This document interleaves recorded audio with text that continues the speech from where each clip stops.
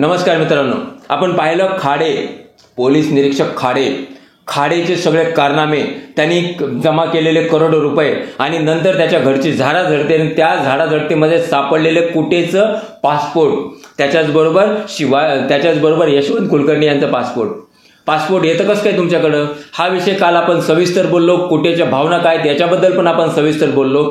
तर त्याच्यानंतर आता आपण वळतो राजस्थानी मल्टीस्टेट आणि साईराम. जिजाऊ पण घ्यायचंच आहे आपल्याला. साईराम, तर राजस्थानी मल्टीस्टेट आणि साईराम दोघांचं म्हणणं आहे की आमचं जे नुकसान झालं ते आमच्या असंख्य ठेवी नांदरातामध्ये असल्यामुळे झालं.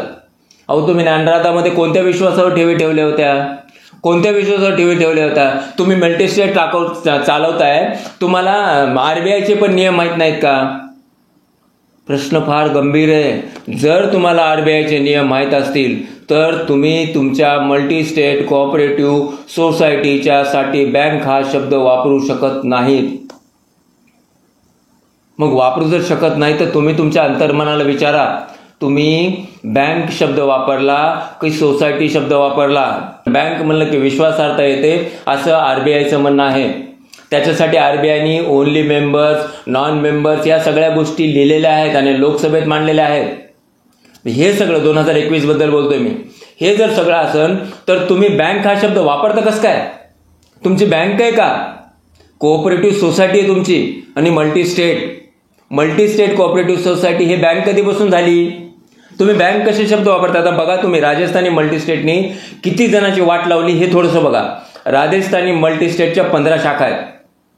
या राजस्थानी मल्टीस्टेटच्या 15 शाखामध्ये 1 लाखाच्या जवळपास ठेवीदार आहेत. त्या 1 लाख ठेवीदारांनी 250 कोटी रुपये राजस्थान मल्टीस्टेटमध्ये ठेवी म्हणून जमा केलेले आहेत आणि राजस्थानी मल्टीस्टेटने 150 कोटी रुपयाचं कर्ज दिलेलं आहे. त्याच्याचबरोबर साईरामच्या राजस्थानच्या 15 शाखा तर साईरामच्या 20 शाखा. त्या 20 मधल्या 5 शाखा बीडमध्ये आणि बाकीच्या शाखा इतर ठिकाणी, अशा एकूण 20 शाखा. या 20 शाखेमध्ये 40,000 ठेवीदार आहेत. ज्या 40,000 ठेवीदारांनी 152 कोटी रुपये जमा केलेले आहेत आणि त्याच्यापैकी साईरामनी 85 कोटीचं कर्ज वाटप केलेलं आहे. आता तुम्ही जर साईरामवाले परभरे, तुम्ही पण फेसबुकची पद्धत चालू केलेली आहे.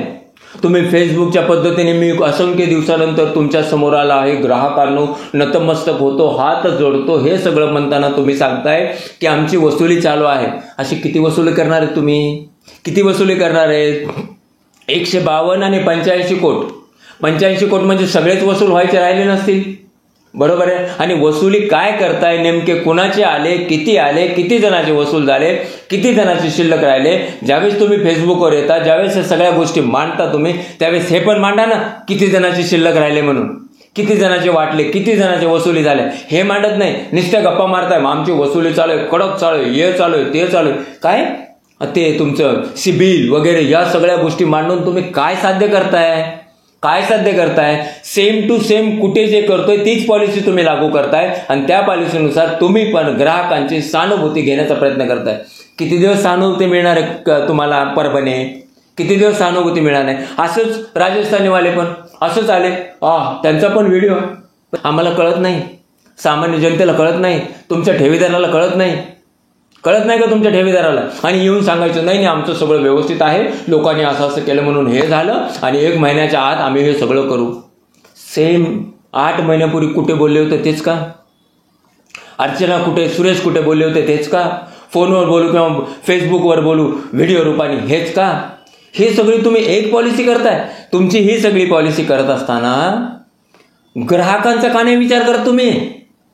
आज पण तुम्ही एसी मध्ये बसूनच बोलताय ना, बरोबर आहे? आणि सामान्य ग्राहक आणि पुन्हा परत कहर सांगतो, कहर. एखाद्या ग्राहकाचे जर 40,000 रुपये असतील, 40,000 साठी हा बडबड करतोय. तुम्हाला कळतंय का ते 40,000 कुठून आणले? तुमच्याकडे पैसे जमा करणारा माणूस मोलमजूर आहे, भांडे घासणारी बाई आहे, रोज गवंडीच्या हाताखाली जाणारा माणूस आहे. माहिती आहे तुम्हाला? तो 500 ते 600 रुपये कमवतोय. 500-600 रुपयामध्ये त्याच्या घरचा उदरनिर्वाह करून लेकराच्या भविष्यासाठी, आपल्या भविष्यासाठी काहीतरी जमा करावे म्हणून पोटाला चिमटा घेऊन तुमच्याकडे त्याने 100, 200, 1000, 500 जमा करून त्याचे 40,000 झालेत. तुम्हाला काय कळणार? या सगळ्या साईराम असू द्या, राजस्थानी असू द्या, मल्टीस्टेट किंवा तुमचे कुठे असू द्या, ज्ञानराधा, या सगळ्यांनी इमानदारीने सांगावं, तुम्ही नॉन एसी मध्ये राहताय का? तुम्ही नॉन एसी गाड्यामध्ये, साध्या हलक्या गाडीमध्ये, झिंगूर गाडीमध्ये फिरताय का? तुम्ही एसटीने प्रवास करताय का? तुम्ही कधीतरी झोपडीत बसून जेवलात का? नुसतं फेसबुकवर बोललो मी काय माझी खुर्ची बदलली, याच्याने होतं का? तुम्ही हे जर केलं नाही तर तुम्हाला सामान्य माणसांचं दुःख काय करणार? त्यांचा जळलेला जीव तुम्हाला काय करणार तुम्हाला या सगळ्या गोष्टी? हे सगळं होत असताना तुम्ही बिंदास फक्त फेसबुकवर येताय, ते पण एका छोट्याशा रूममधून. हे कधी थांबणार आहे? हे थांबलं नाही तर जनतेचा उद्रेक होईल. अजून एक मला या व्हिडिओच्या माध्यमातून एक बोलायचं आहे. तुम्ही पाहत असाल बीड किंवा आजूबाजूच्या जिल्ह्यामध्ये आर्थिक मंदी आहे.